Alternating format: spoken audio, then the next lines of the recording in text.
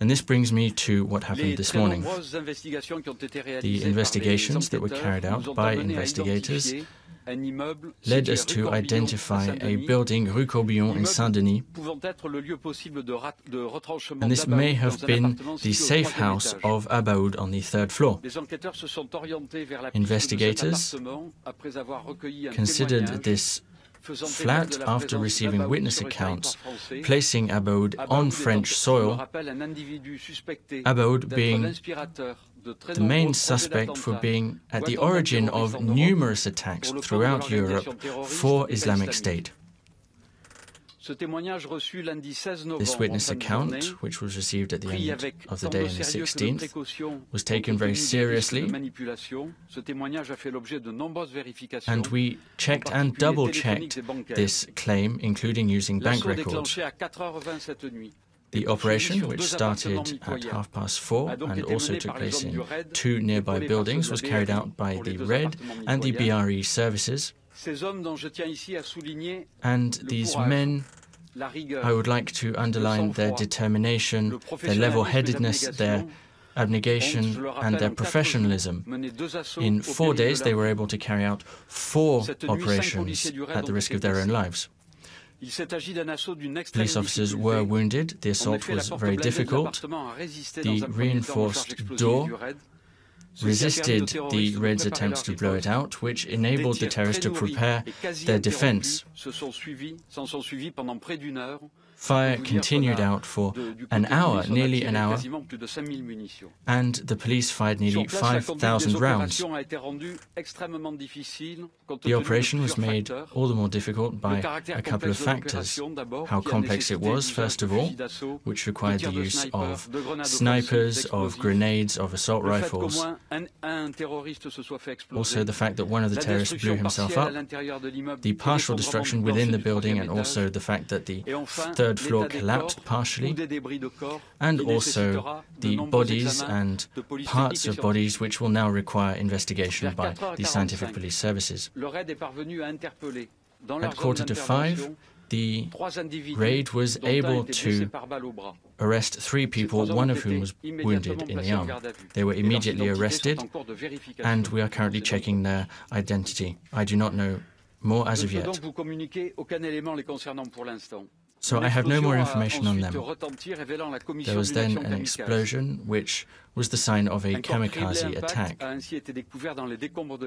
A body was discovered in the rubble, and so far we have not been able to identify this body either. The first elements from the investigation lead us to believe that the explosion was due to a woman setting off an explosive vest.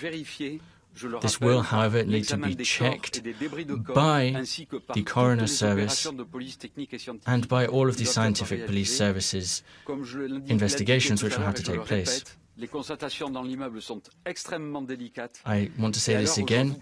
So far, the information is tentative, and as of yet, I cannot give you a list of the identities and the number of people who were killed, although there were at least 2. And the investigation will take longer than expected because the building is collapsing, so we had to slow down our investigation to shore up some of the walls.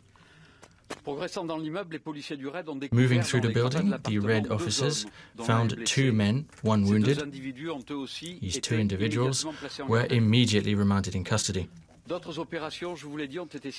Other operations were carried out simultaneously in Rue Carnot in Saint-Denis at the home of a man who had been identified as being in contact with the commando cell and may have provided the Rue Corbillon apartment.